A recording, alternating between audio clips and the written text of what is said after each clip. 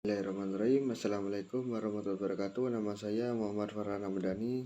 Saya akan mempresentasikan tentang hukum wakaf di Indonesia, undang-undang tentang wakaf, tata cara perwakafan di Indonesia.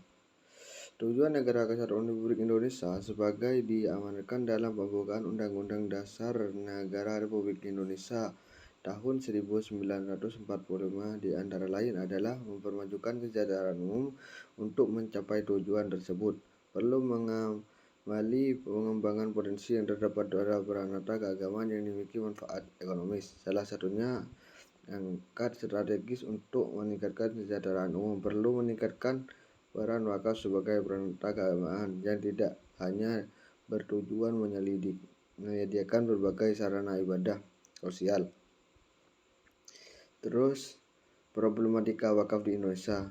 Wakaf pada umumnya berupa tanah. Sayangnya tanah wakaf tersebut belum dikelola secara produktif, sehingga wakaf memberdayakan ekonomi umat.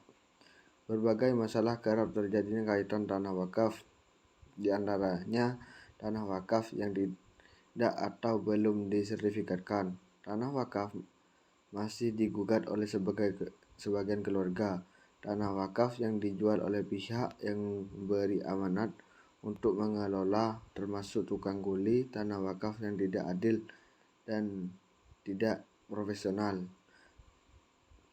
Terus, kurangnya sosialisasi. Pada umumnya, masyarakat belum memahami hukum wakaf dengan baik dan benar, baik dari segi rukun dan syarat wakaf maupun maksud disyariatkan wakaf.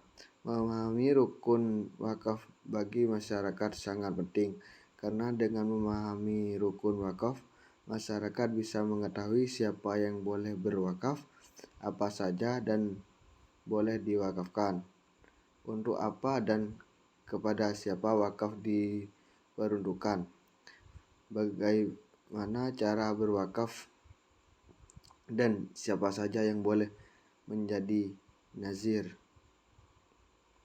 Kemudian, pengelola manajemen setengah hati. Saat ini pengelola manajemen wakaf sangat memperhatikan sebagian akibat cukup bagi harta wakaf, tentram dan pengelolaan. Bahkan ada harta wakaf yang hilang. Salah satu sebabnya antara lain adalah karena umat Islam pada umumnya hanya untuk memanfaatkan tanah dan bangunan sekolah.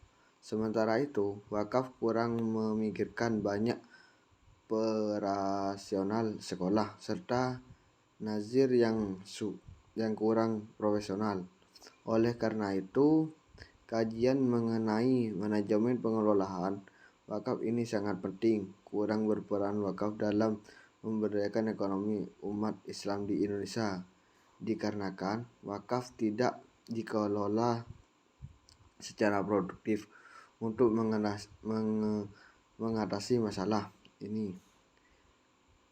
Paradigma baru dalam pengelolaan wakaf harus diterapkan. Wakaf harus dikelola secara produktif dengan menggunakan manajemen modern. Pendayagunaan wakaf secara produktif harus mengelola secara profesional dengan melibatkan sistem manajemen.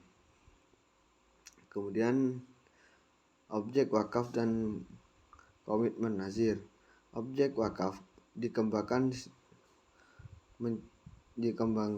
mencakup benda bergerak yang dapat diwakafkan, seperti uang, rupiah, logam mulia, surat berharga, benda bergerak lain yang berlaku, kendaraan, dan atas kekayaan intelektual.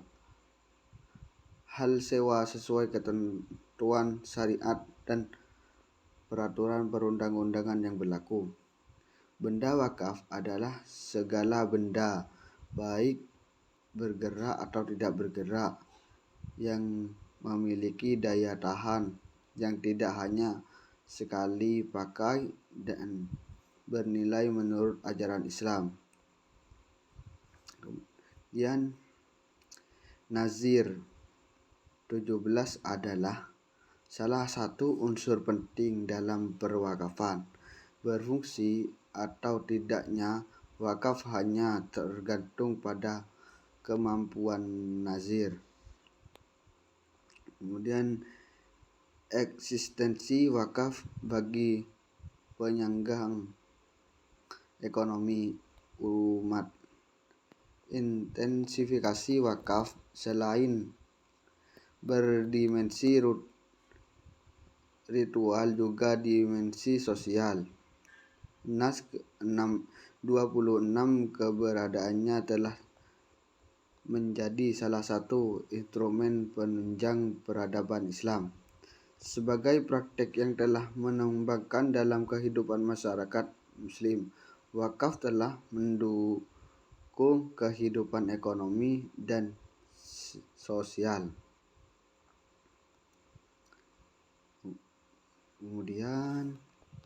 Kemudian pemberdaya Badan Wakaf Indonesia dan penegakan hukum. Salah satu tujuannya perlu dibentuk Badan Wakaf Indonesia atau BWI. BWI adalah untuk memajukan dan mengembangkan perwakafan nasional. Dalam melaksanakan tujuannya, BWI bersifat independen.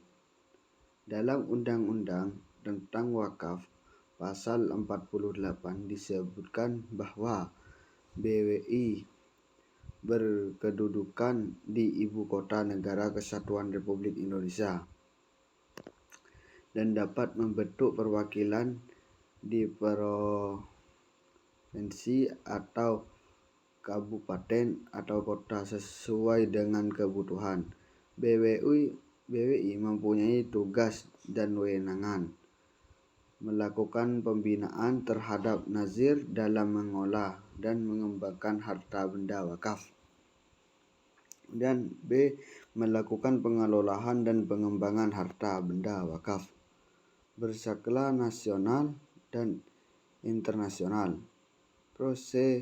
Memberikan persetujuan atau izin atas perubahan peruntukan dan status harta benda wakaf. Kemudian D. Memperhatikan dan mengganti nazir. Terus E. Memberikan persetujuan atas penukaran harta benda wakaf. Terus yang F. Memberikan saran dan pertimbangan kepada pemerintah dan penyusunan kebijakan di bidang perwakafan. Sekian presentasi dari saya. Wassalamualaikum warahmatullahi wabarakatuh.